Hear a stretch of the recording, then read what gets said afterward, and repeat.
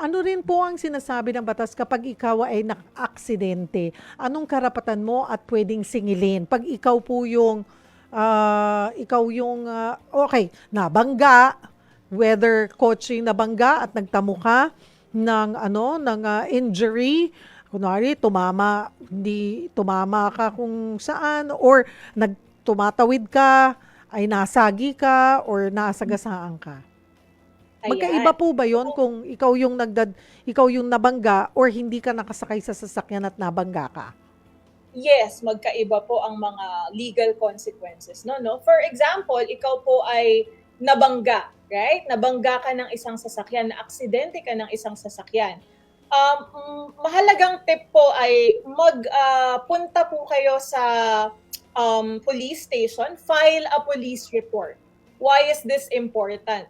Kasi po kapag kayo ay may police report, ito ay nagsuserve as an official record kung ano ang nangyari doon sa aksidente at magagamit niyo po itong ebidensya kapag nag-file na kayo ng mga legal actions against doon sa nakabangga sa inyo or naka-aksidente. So speaking of legal actions na pwede niyo pong i-file, Ma'am Cheryl, first, pwede po kayong mag-file ng isang civil case against doon sa tao na nakabangga sa inyo. For example, nabangga niya po ang inyong sasakyan or kayo po mismo, under Article 2176 ng ating new civil code, siya po ay pwedeng maging liable for damages. Maaari niya po kayong bayaran ng damages dahil sabi po ng batas, ang isang tao dahil sa kanyang ginawa or hindi ginawa, kung ito ay nagdulot ng damage sa ibang tao at may fault or negligence, obligado siya sa ilalim ng batas na magbayad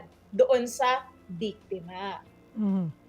Naman po, aside from a civil case, Ma'am Cheryl, meron naman din po tayong tinatawag na criminal case, of course. Under the revised penal code po, Article 365, kung ikaw po ay nabangga or maraming kaso po, di ba, Ma'am Cheryl, may namamatay dahil sa mga aksidente na ito. May nagkakaroon ng mga multiple physical injuries dahil dito.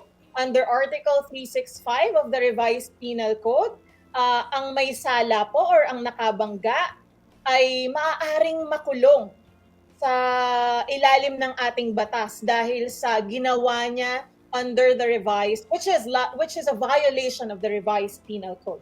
Reckless imprudence, Article 365. Mhm, mhm.